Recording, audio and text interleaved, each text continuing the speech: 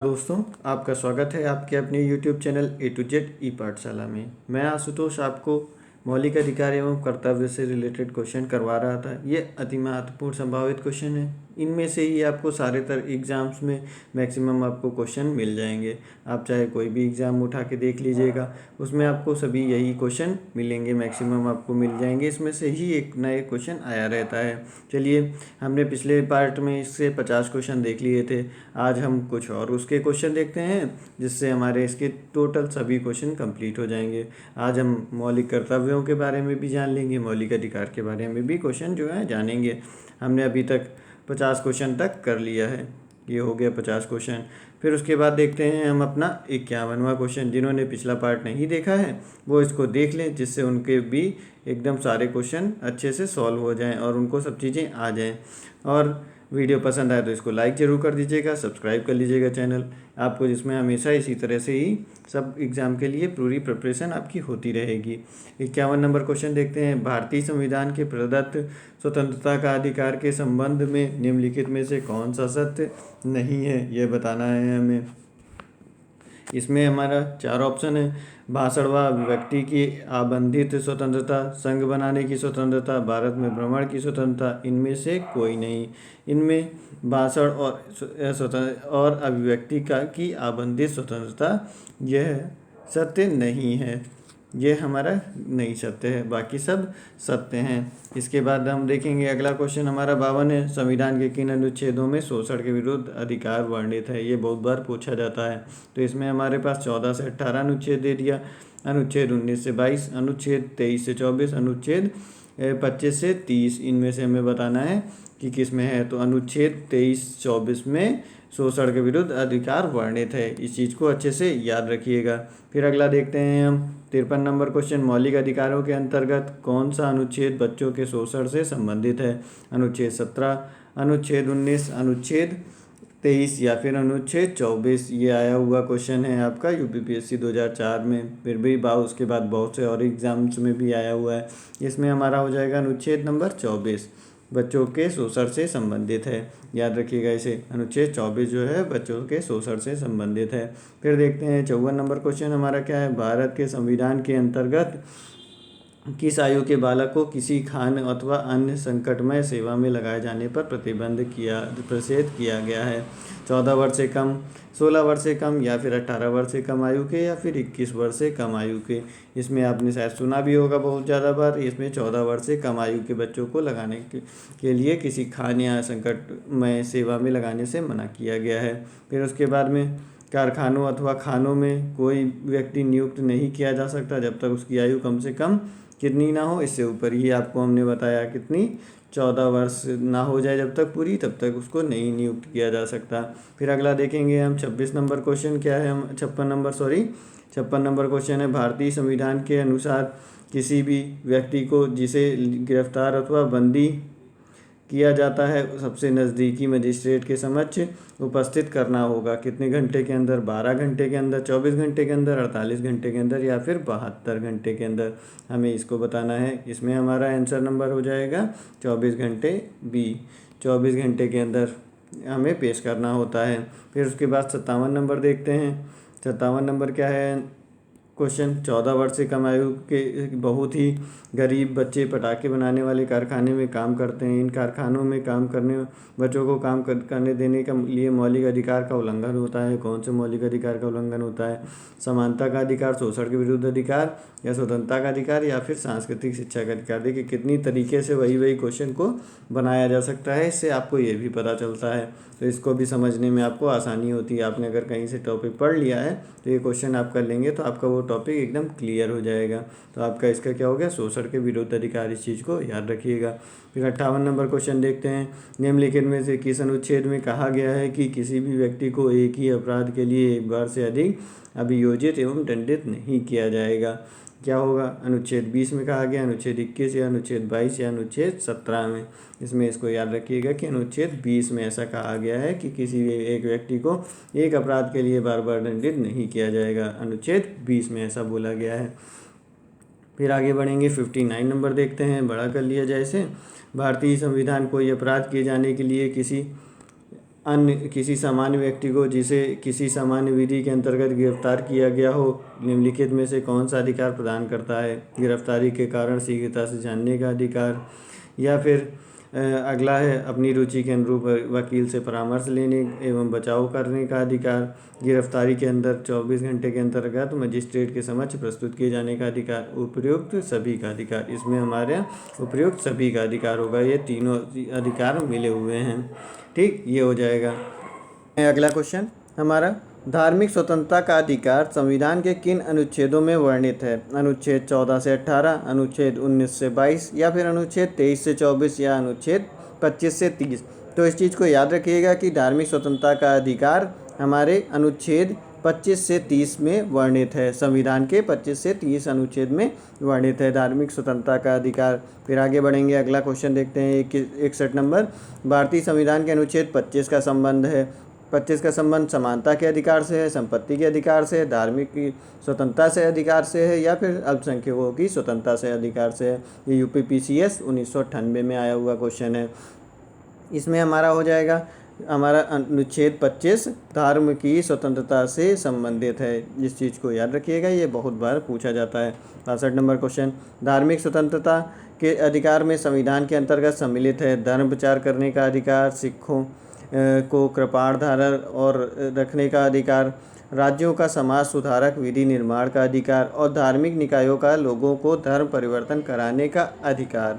इनमें से हमें बताना है कि कौन कौन से धार्मिक स्वतंत्रता के अधिकार के संविधान में निहित है। तो इसमें हमारा पहला, दूसरा और तीसरा, ये तीनों धार्मिक स्वतंत्रता के अधिकार में है, लेकिन ये धर्म परिवर्तन वाला ये नहीं है, ये ऐसा लीगल नहीं है। ठीक, तो ये हो गया इसका आंसर नंबर हमारा ए हो जाएगा, क्योंकि पहला, दूसरा, तीसरा सही है। आगे बढ़ते हैं, आगे देखेंगे 63 नंबर। संविधान के किस अनुच्छेद द्वारा सिखों द्वारा कृपाण धारण करने का धार्मिक स्वतंत्रता का अंग माना गया है? अनुच्छेद 24, अनुच्छेद 25, अनुच्छेद 26, या फिर अनुच्छेद 27। देखिए इसमें पहला तो हट ही गया, क्योंकि इसमें से 25 से 30 के बीच में ही आना है, तो फिर ये पहला तो हट ही जाएगा। किसमें से? अभी पहले आपको बताया कि अनुच्छेद 25 है, जिसके द्वारा सिखों को कृपाण धारण करने का धार्मिक स्वतंत्रता का अंग माना गया है। फिर आगे नंबर है हमारा 64। इसमें देखेंगे, संविधान द्वारा प्रदत्त धार्मिक अधिकारों पर राज्य किन आधारों पर प्रतिबंध लगा सकता है? स्वास्थ्य, सदाचार, या लोक व्यवस्था। इनमें इन तीनों के द्वारा, स्वास्थ्य, सदाचार और लोक व्यवस्था के आधार पर धार्मिक आधारों पर प्रतिबंध लगा सकता है संविधान द्वारा कोई भी राज्य। तो इसमें ऑप्शन नंबर हो जाएगा हमारा डी। फिर आगे बढ़ते हैं, हमारा देखते हैं संविधान के किन अनुच्छेदों के अंतर्गत अल्पसंख्यकों को अपनी संस्कृति के संरक्षण तथा अपनी पसंद की शिक्षा संस्थाओं की स्थापना व संचालन के अधिकार को मान्यता प्रदान की गई है? इसमें हमारा अनुच्छेद 23 द्वारा, अनुच्छेद 29, 30 द्वारा, अनुच्छेद 32 द्वारा, या फिर अनुच्छेद 38 और 39 द्वारा। इसमें हमारा क्या हो जाएगा आंसर नंबर बी, अनुच्छेद 29 और 30 द्वारा अल्पसंख्यकों को अपनी संस्कृति के आधार पर के संरक्षण, अपनी पसंद की शिक्षा संस्थाओं की स्थापना या संचालन के अधिकार को मान्यता प्रदान की गई। इसी के द्वारा मदरसे खुलते हैं और भी चीज़ें जो हैं वो भी इसकी के ही द्वारा खुलती हैं, जिसमें वह अपना प्रचार कर सकें। फिर आगे देखते हैं अगला, जिसमें है भारतीय संविधान का कौन सा अनुच्छेद अल्पसंख्यकों को अपनी मनपसंद शिक्षण संस्थाओं के स्थापित कर तथा संचालित करने का अधिकार का संरक्षण प्रदान करता है? इसमें हमारा हो जाएगा अनुच्छेद 30। ये हो जाएगा अनुच्छेद 30, आंसर नंबर डी इसका।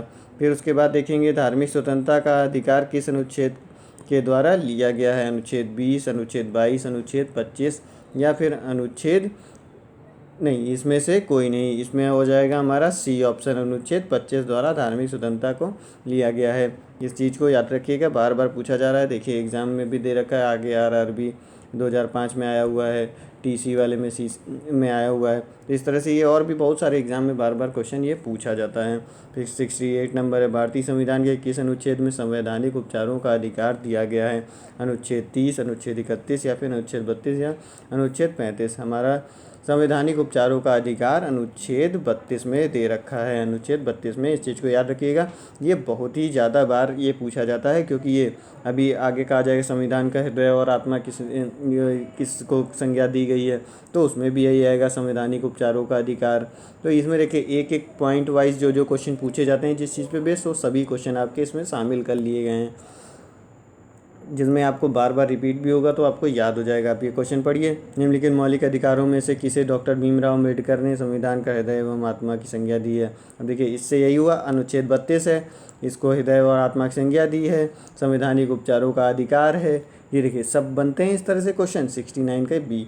अब इसी में ही क्वेश्चन पूछा जाएगा कि हाँ किसने कहा है हृदय और आत्मा, इस दोनों चीज़ दे दी जाएगी। संविधान उपचारों का अधिकार को संविधान के हृदय और आत्मा किसने कहा है, तो डॉक्टर BR अम्बेडकर आ जाएगा उस जगह। क्वेश्चन देखिए बार बार पूछा जाता है, SSC में बहुत बार पूछा गया है, सभी एग्जामों में ये क्वेश्चन आप देखेंगे तो बहुत बार UPPSC में भी, UPSC में भी, सब में ये क्वेश्चन पूछा गया है। फिर देखेंगे संवैधानिक उपचारों का अधिकार किन परिस्थितियों में निलंबित हो जाता है? आपात स्थिति की घोषणा के दौरान, या फिर सेना सदस्यों के संबंध में, या फिर C है जब सैनिक विधि लागू हो, उपयुक्त सभी परिस्थितियों में। इसमें हमारा क्या होगा? Answer number D।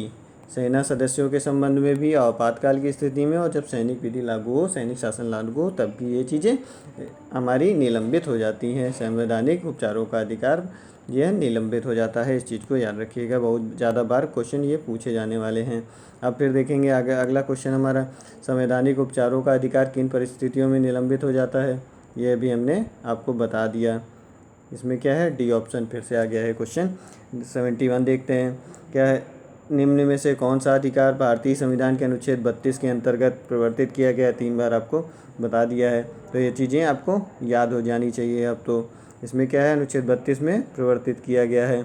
इसमें क्या हो जाएगा? मौलिक अधिकार है हमारे अनुच्छेद 32 में। ठीक, फिर आगे बढ़ेंगे। मौलिक अधिकारों को लागू करने के लिए निम्नोक्त में से किसी न्यायालय द्वारा जारी किया जा सकता है? क्या चीज़ जारी किया जा सकता है? जब मौलिक अधिकार को लागू करना हो, उस जगह पे क्या लागू होगा? डिक्री या अध्यादेश या समादेश रिट या अधिसूचना। इसमें आपको बताया था कि 5 प्रकार की रिट जारी कर सकता है उच्च न्यायालय और उच्चतम न्यायालय, ये चीज़ बताई हुई है आपको। इसमें देखिए फिर से पूछा है, तो इसमें क्या होगा? रेट दूसरी तरह से क्वेश्चन पूछा गया, SSC में आया हुआ क्वेश्चन है। फिर देखते हैं अगला, व्यक्तिगत स्वतंत्रता के लिए निम्नलिखित में से कौन सी रिट याचिका दायर की जा सकती है? मैडमस या को वारंटो, हेबियस कार्पस या सर्सियोरेसी। इन चारों में से हमें बताना है कि कौन सा होगा। इसमें हेबियस कॉर्पस यह जो है दायर की जाती है व्यक्तिगत स्वतंत्रता के लिए। ठीक, ये हो गया आपका। फिर आगे बढ़ते हैं, हम अगला देखेंगे 74 नंबर, कौन व्यक्ति स्वतंत्रता से संबंधित है? बंदी प्रत्यक्षीकरण, उत्प्रेक्षण या प्रतिषेध। इनमें क्या होगा? ये क्वेश्चन एक ऑप्शन गायब हो गया है, इसमें ये नंबर होगा बंदी प्रत्यक्षीकरण। व्यक्तिगत स्वतंत्रता से संबंधित है व्यक्तिगत बंदी प्रत्यक्षीकरण। फिर अगला देखेंगे, अगला है 75 नंबर 75। पढ़ते हैं इसको। विभिन्न प्रकार के समादेश रिट जारी करने का अधिकार सर्वोच्च न्यायालय के अतिरिक्त निम्नांकित में से किन किन न्यायालयों को प्राप्त है? इसमें से बताया आपको उच्च न्यायालय। ऑप्शन पढ़ने की ज़रूरत नहीं है, ये चीज़ आपको वीडियो अगर ध्यान से देख रहे हैं बार बार ये चीज़ रट जानी चाहिए। 4 बार 5 बार मैं तब से बोल चुका हूँ, इस चीज़ को बता चुका हूँ। तो राज्य के उच्च न्यायालयों को अधिकार प्राप्त है। फिर आगे देखते हैं, बंदी प्रत्यक्षीकरण के बारे में जानते हैं। बंदी प्रत्यक्षीकरण के अतिरिक्त निम्नलिखित में से किस याचिका को उच्च न्यायालय जारी कर सकता है? उत्प्रेषण, परमादेश, अधिकार प्रत्यक्षा या प्रतिषेध। इनको कौन जारी कर सकता है? इन सभी को 5 प्रकार की होती हैं, 4 प्रकार की आपको इसमें ऑप्शन दे दिया है। इन सभी को उच्च न्यायालय भी जारी कर सकता है।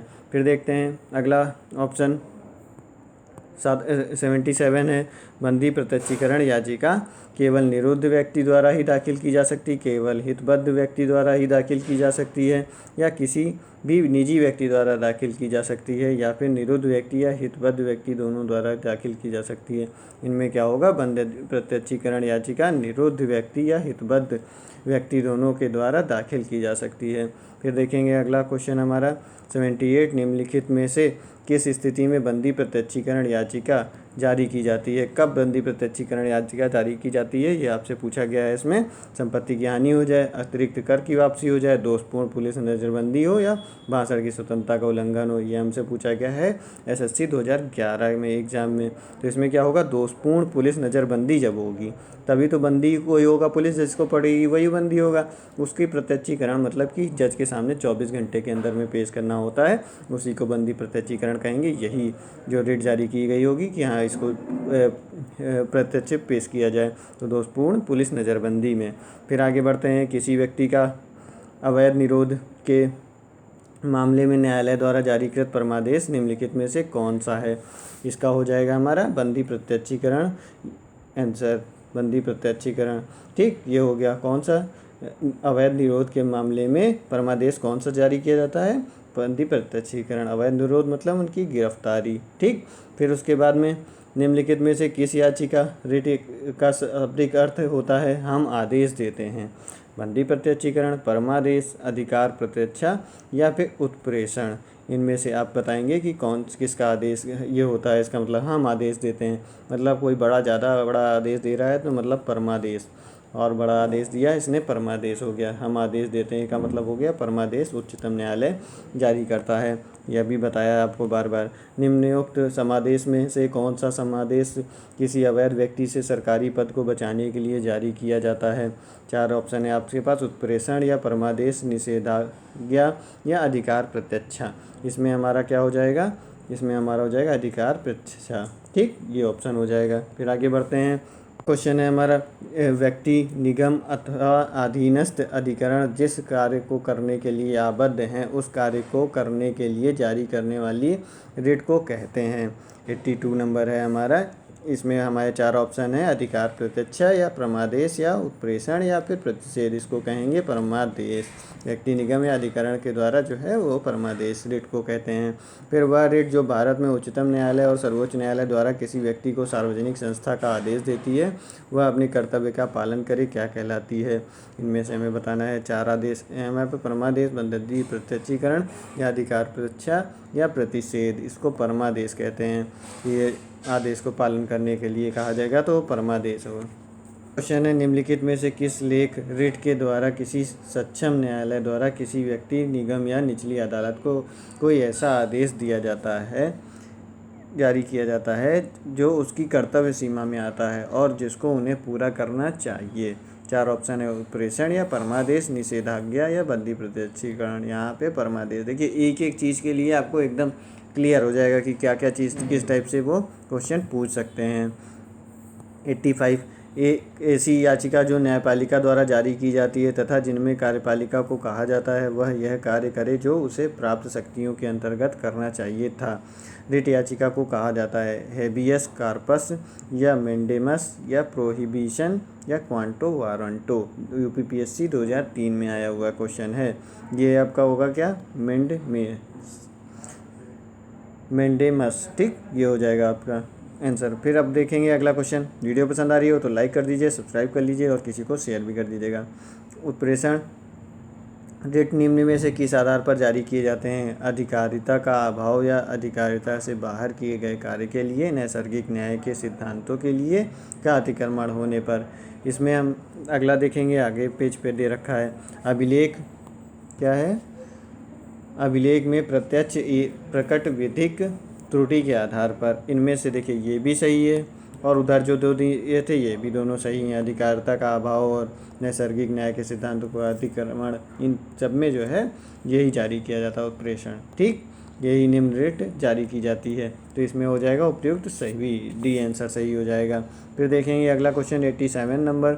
निम्न में से किस याचिका के अधीन किसी कर्मचारी को ऐसी कार्रवाई करने से रोका जाता है जिसके लिए सरकारी तौर पर वह हकदार नहीं है। परमादेश, अधिकार प्रत्यक्षा या फिर उत्प्रेषण या फिर बंदी प्रत्यक्षीकरण। इसमें अधिकार, देखिए अधिकार से मतलब आ गया ऊपर कि कोई जिसका अधिकार नहीं है वो काम कर रहा है तो उसको रोका जाएगा, तो अधिकार प्रत्यक्षा ये हो गया जारी उसके लिए। फिर अगला बढ़ेंगे 88 नंबर देखते हैं। न्यायालय द्वारा जारी किए गए परमादेश के माध्यम से न्यायालय किसी व्यक्ति को उपस्थित होने के लिए कह सकता है, किसी व्यक्ति को कुछ समय के लिए छोड़ा जा सकता है, अपने अधीनस्थ न्यायालय से केस मांगा जा सकता है। किसी व्यक्ति या संस्था को उसके सार्वजनिक दायित्वों और कर्तव्यों का पालन करने के लिए जारी किया जा सकता है। परमादेश किसके लिए जारी होता है? परमादेश होगा किसी व्यक्ति या संस्था को उसके सार्वजनिक दायित्वों को पालन करने के लिए परमादेश जारी किया जाता है। अगला क्वेश्चन है हमारा, कौन मूल अधिकारों के अंतर्गत नहीं आता है? स्वतंत्रता का अधिकार, संपत्ति का अधिकार, समानता का अधिकार, शोषण के विरुद्ध अधिकार। इसमें हमारा हो जाएगा संपत्ति का अधिकार मूल अधिकार में नहीं आता है। पहले आता था फिर हटा दिया गया। फिर आगे देखते हैं, निम्नलिखित में से कौन सा मौलिक अधिकार नहीं है? व्याख्यान की स्वतंत्रता का अधिकार, संवैधानिक प्रतिकार का अधिकार, समानता का अधिकार या संपत्ति का अधिकार। अभी बताया आपको संपत्ति का अधिकार मौलिक अधिकार नहीं है, तो ये आंसर हो जाएगा। फिर आगे देखते हैं, संपत्ति के मौलिक अधिकार को कब समाप्त किया गया? सारी चीज़ें एक एक चीज़ आपको इसमें मिल जाती हैं, सभी तरह के क्वेश्चन। 1978 में 44वें संशोधन में, 1982 में संविधान के 16वें संशोधन में, 1973 में संविधान के 31वें संशोधन, इनमें से कोई नहीं। इसमें हमारा ए नंबर होगा। मौलिक अधिकार से हटाया गया था संपत्ति का अधिकार 1978 में 44वें संशोधन द्वारा। देखिए MPPSC में आया हुआ क्वेश्चन है, सब इंपॉर्टेंट क्वेश्चन है। संपत्ति का अधिकार है एक मौलिक अधिकार, नैसर्गिक अधिकार या वैधानिक अधिकार या फिर कानूनी अधिकार, इनमें से हमें बताना है।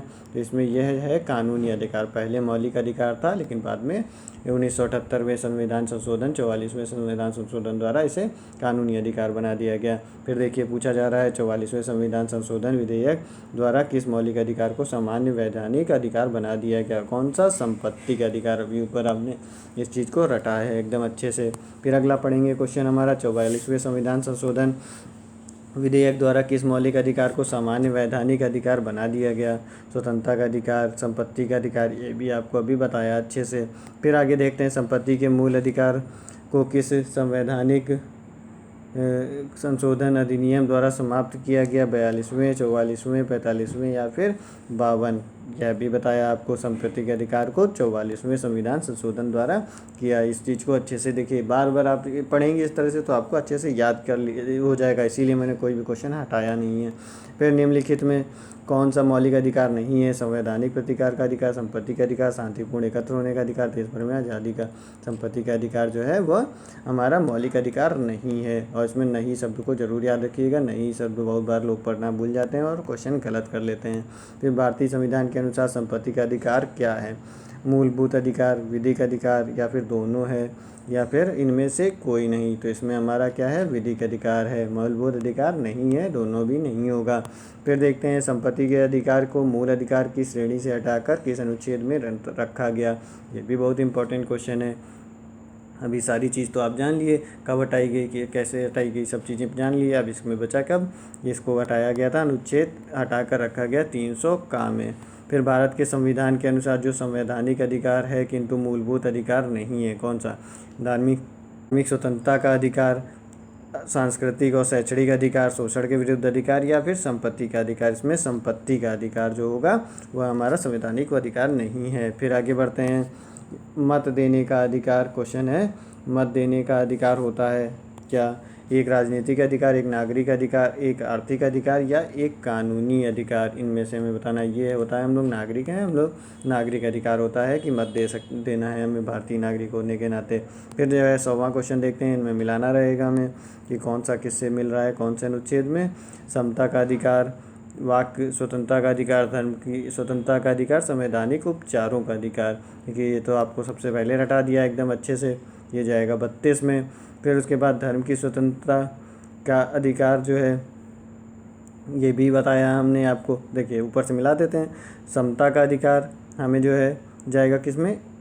अनुच्छेद 14 से 18। फिर वाक स्वतंत्रता, बोलने का अधिकार जो मिला हुआ है हमें, वो मिला हुआ है अनुच्छेद 19 में। फिर धर्म की ये हो गया, इससे मिल गया, ये जो है धर्म की स्वतंत्रता अनुच्छेद 25 में। ये हो गया सी ऑप्शन इसका सही। फिर देखते हैं अगला क्वेश्चन, अगला मौलिक अधिकारों में कौन सी बात की स्वतंत्रता नहीं है? हड़ताल करने की आज़ादी या फिर विचार व्यक्त करने की आज़ादी, शांतिपूर्ण प्रदर्शन करने की आज़ादी, धरना देने की आज़ादी। इनमें से कौन सी नहीं है? हड़ताल करने की आज़ादी हम लोग को नहीं दी गई है। चलिए देखिए, इस टाइम पे यूपी में भी हो गया है ऐसा कि पड़ताल नहीं कर सकते। फिर उसके बाद में आगे देखते हैं 102, किस वाद ने संसद को मौलिक अधिकारों में संशोधन का अधिकार दिया है?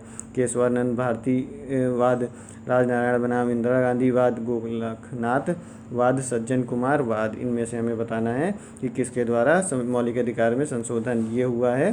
केशवानंद भारती वाद के द्वारा। ये चीज़ को याद रखिएगा, बहुत बार ये क्वेश्चन पूछा जाता है क्योंकि ये बहुत बड़ा इंपॉर्टेंट केस है।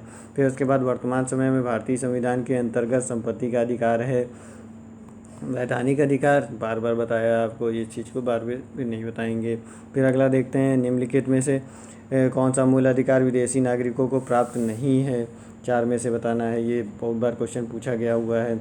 ये क्या है? इसमें 4 ऑप्शन है हमारे, विधि के समझ समानता, अभिव्यक्ति की स्वतंत्रता का अधिकार, प्राण व दैहिक स्वतंत्रता का अधिकार, शोषण विरुद्ध अधिकार। इसमें जो है अभिव्यक्ति स्वतंत्रता का अधिकार हमें विदेशी नागरिकों को प्राप्त नहीं है। इस चीज़ को अच्छे से याद रखिएगा। फिर अगला देखते हैं क्वेश्चन हमारा, 6 वर्ष की आयु तक 14 वर्ष की आयु 6 वर्ष की आयु से 14 वर्ष की आयु के बीच सभी बच्चों को निःशुल्क शिक्षा का अधिकार है। एक हमारा मूल अधिकार। ये चीज़ बहुत अच्छे से पता होगी, सबको याद होना चाहिए ये चीज़, ये हमारा एक मूल अधिकार है। फिर आगे देखते हैं, अगला क्वेश्चन हमारा क्या है?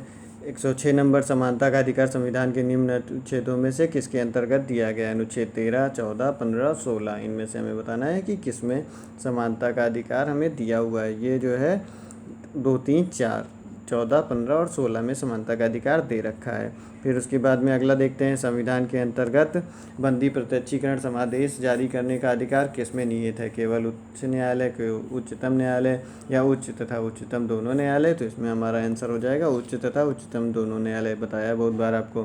फिर उसके बाद निम्नलिखित में से कौन सा मूल अधिकार नहीं है? समता का अधिकार, समता का अधिकार, संवैधानिक उपचारों का अधिकार या संपत्ति का अधिकार? तो इसमें संपत्ति का अधिकार मूल अधिकार नहीं है।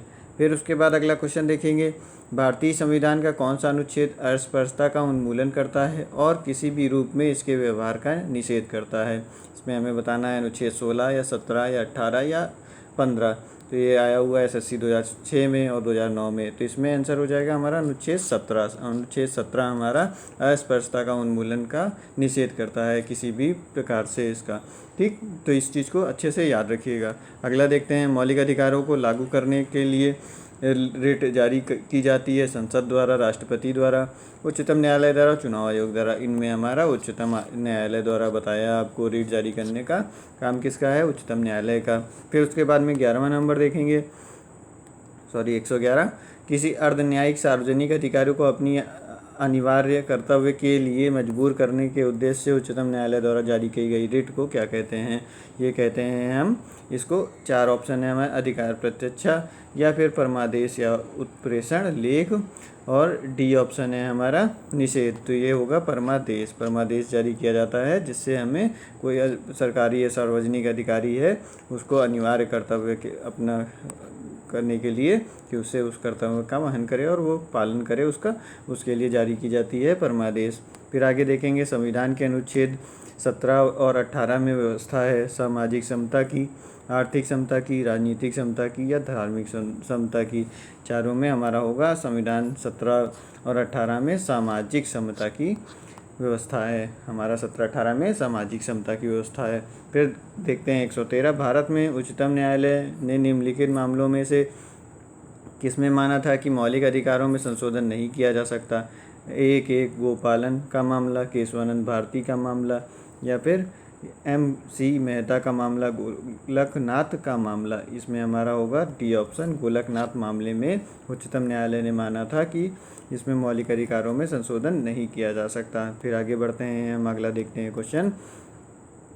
ये हमारे कुल क्वेश्चन हो गए, नहीं इधर ही हैं अभी और बचे हैं शायद। हाँ, निम्नलिखित में से कौन सा मौलिक अधिकार नहीं है? समानता का अधिकार, स्वतंत्रता का अधिकार, शोषण के विरुद्ध अधिकार या संपत्ति का अधिकार? बार बार बता दिया आपको, संपत्ति का अधिकार। ये तो अभी तक में आपको रट जाना चाहिए कि जैसे ही देखें आप क्वेश्चन इसको तुरंत आंसर कर दें। सूचना का अधिकार किस राज्य में लागू नहीं है? दिल्ली, जम्मू कश्मीर, अरुणाचल प्रदेश या मेघालय? इसमें होगा ऑप्शन नंबर बी, वो भी अब इसमें लागू हो गया है होगा, क्योंकि हम ये जब से धारा हट गई है 370, तब से इसमें भी लागू हो जाएगा।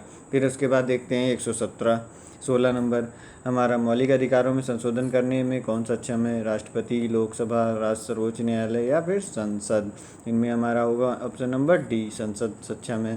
फिर उसके बाद में अगला देखेंगे 117, भारतीय नागरिकों के मौलिक अधिकारों के युक्त प्रतिबंधों को आरोपित करने की शक्ति किसके पास है? उच्चतम न्यायालय, संसद, राष्ट्रपति, इनमें से कोई नहीं।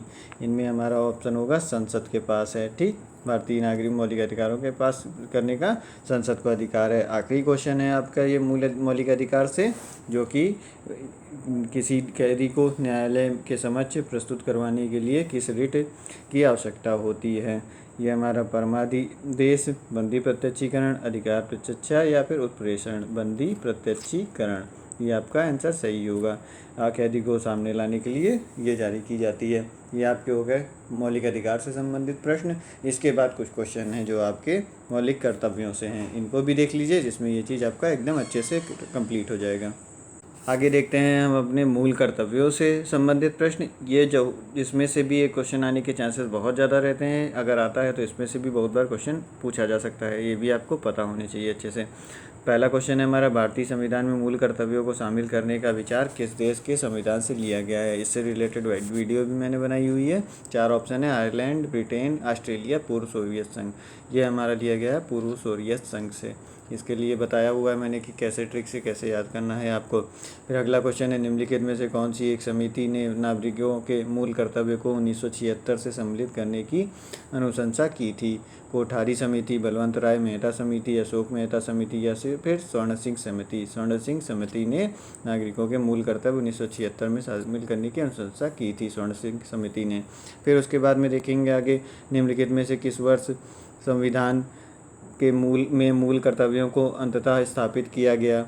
1972, 1976, 1977 या फिर 1978 में। तो इसमें हमारा होगा 1976 में। इस वाले क्वेश्चन में भी देखिए अभी बता दिया था 1976 में। आगे बढ़ते हैं, मौलिक कर्तव्य का निर्धारित किया गया 40वें संशोधन, 43वें संशोधन या फिर 42वें संशोधन या फिर 39वें। ये बहुत बार क्वेश्चन पूछा जाने वाला क्वेश्चन है। ये 42वें संशोधन द्वारा किया गया था। फिर उसके बाद में देखते हैं आगे, 42वें संशोधन के 10 आचार आदर्शों को किस नाम से जाना जाता है? ये हमारे मौलिक कर्तव्यों के नाम से जाना जाता है। इसका आंसर हो जाएगा हमारा बी।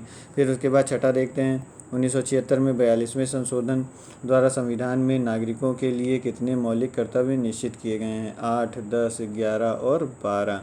तो ये हमारा हो जाएगा क्या? B option. इसमें 10 हमारे किए गए हैं 1976। अभी इस टाइम पे 11 हैं, अभी आगे क्वेश्चन आएगा, लेकिन इसमें उस टाइम पे 1976 के हिसाब से पूछा गया, तो उस टाइम पे 10 थे। फिर उसके बाद में 7वां देखते हैं, भारतीय संविधान में मूल कर्तव्य कब समाविष्ट किए गए? 1976 में। आपको बताया ये चीज़, इसमें ऑप्शन नंबर इसका हो जाएगा डी। फिर आगे बढ़ते हैं हम, आगे देखेंगे अगला क्वेश्चन है, भारतीय संविधान के किस भाग में मूल कर्तव्यों के अध्याय को जोड़ा गया है? कौन से भाग में जोड़ा गया है? ये बहुत बार पूछा जाता है ये भी क्वेश्चन। इसमें है 3 में या 3 का में या 4 का में। ये है हमारा 4 का में, 4th ए में जोड़ा गया है। फिर उसके बाद 9वां क्वेश्चन है हमारा, भारतीय संविधान के मौलिक कर्तव्यों की सूची निम्नलिखित में से किस भाग में जोड़ी गई थी? 4, 5, 2 या 3 में। ये जोड़ी गई है हमारी भाग 4 में।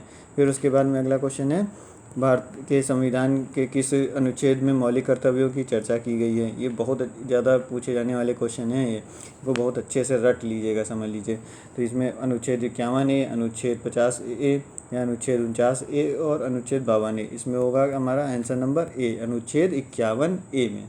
ठीक, फिर उसके बाद में 11वां देखते हैं हम। 11वां क्वेश्चन है, वर्तमान में संविधान में कुल कितने मूल कर्तव्य हैं? अभी देखिए उत्तर बताया था, तो इसमें 11 हैं। ऑप्शन नंबर 8, 10, 11, 12, तो 11 हैं। फिर उसके बाद में अगला क्वेश्चन देखेंगे, किस संवैधानिक संशोधन द्वारा मूल कर्तव्यों को सम्मिलित किया गया? संविधान में मूल कर्तव्यों को सम्मिलित किया गया। अब ये हमने अभी बताया 42वां संशोधन था आपका, और 1976 में। इसका आंसर नंबर हो जाएगा ए। इस तरह से आपको एक क्वेश्चन करेंगे तो ये सारी चीज़ें आपको रट जाएंगी। एक बार अगर और देख लेंगे इस वीडियो को आप, चाहे फास्ट फॉरवर्ड करके देख लीजिएगा, तो बहुत बेनिफिट रहेगा हमेशा के लिए। तो 13वां क्वेश्चन है, मौलिक कर्तव्यों को संविधान में सम्मिलित किए जाने का प्रयोजन है मौलिक अधिकारों के दुरुपयोग को रोकना, मौलिक अधिकारों को और अधिक सबल बनाना, या विनाशक और असंवैधानिक गतिविधियों को नियंत्रित करना, कार्यपालिका की बढ़ती शक्ति को नियंत्रण में रखना। इसका आंसर होगा विनाशक और असंवैधानिक गतिविधियों को नियंत्रित करना। मौलिक कर्तव्यों को सम्मिलित करने का ये था रीज़न। फिर उसके बाद 14 नंबर क्वेश्चन है हमारा, संविधान में उल्लिखित मौलिक कर्तव्य किसके लिए हैं? सभी व्यक्तियों के लिए, सभी नागरिकों के लिए, केवल गैर नागरिकों के लिए, केवल केंद्रीय व राज्य के कर्मचारियों के लिए। इनमें से हमारा होगा सभी नागरिकों के लिए है मौलिक कर्तव्य, हमारे सभी भारतीय नागरिकों के लिए हैं। फिर हमारा 15वां नंबर है क्वेश्चन, मौलिक कर्तव्यों की अवहेलना करने वालों को दंड देने की व्यवस्था है, दंड देने की व्यवस्था नहीं है। कुछ विशेष मामलों में दंड देने की व्यवस्था है और अधिनियम बनाकर दंड देने की व्यवस्था है। इसमें दंड देने की व्यवस्था नहीं है, मौलिक कर्तव्यों की अवहेलना करने पर दंड देने की व्यवस्था नहीं है, याद रखिएगा इस चीज़ को अच्छे से। फिर उसके बाद में 16 नंबर क्वेश्चन है, भारत के प्रत्येक नागरिकों का कर्तव्य होगा प्राकृतिक पर्यावरण का संरक्षण एवं सुधार। उपरोक्त कथन भारतीय संविधान के किस अनुच्छेद से संबंधित है? अनुच्छेद 21, अनुच्छेद 48A, अनुच्छेद 51A और अनुच्छेद 56। इसमें हमारा आंसर नंबर हो जाएगा अनुच्छेद 48A। ठीक, ये हो गया आपका। देखिए यूपीएससी और सब में आया हुआ क्वेश्चन है ये भी। फिर उसे कौन सा एक मौलिक कर्तव्य नहीं है? राज्य का आज्ञा पालन, कानून का आज्ञा पालन, और फिर आगे देखते हैं अगले पन्ने पे होगा समाज का आज्ञा पालन, करों की अदायगी। इसमें हमारा हो जाएगा करों की अदायगी, आंसर नंबर डी। ठीक, फिर निम्नलिखित में से कौन सा एक मौलिक कर्तव्य नहीं है?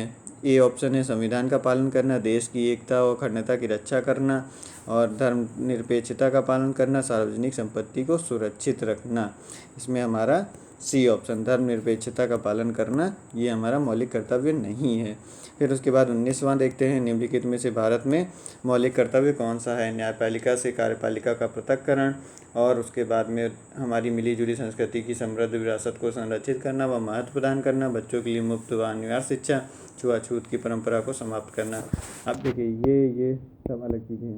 हमारा बी ऑप्शन जो है ये हमारी मौलिक कर्तव्य है। फिर उसके बाद में देखेंगे 20 नंबर हमारा, निम्नलिखित में से कौन सा मौलिक कर्तव्य नहीं है? आम भाईचारे की भावना को उजागर करना, राष्ट्रीय उद्यमों का संरक्षण करना, वैज्ञानिक संस्कार का विकास करना, भारत की समृद्ध विरासत का संरक्षण करना।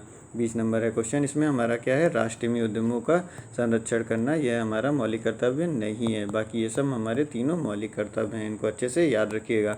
फिर 21 नंबर क्वेश्चन है, भारतीय संविधान में नागरिकों के मूल कर्तव्य के अंतर्गत सम्मिलित नहीं है सार्वजनिक संपत्ति की रक्षा करना, हिंसा का परित्याग करना, धर्मनिरपेक्षता को बढ़ावा देना, भारत की सार्वभौमिक एकता और अखंडता को बनाए रखना।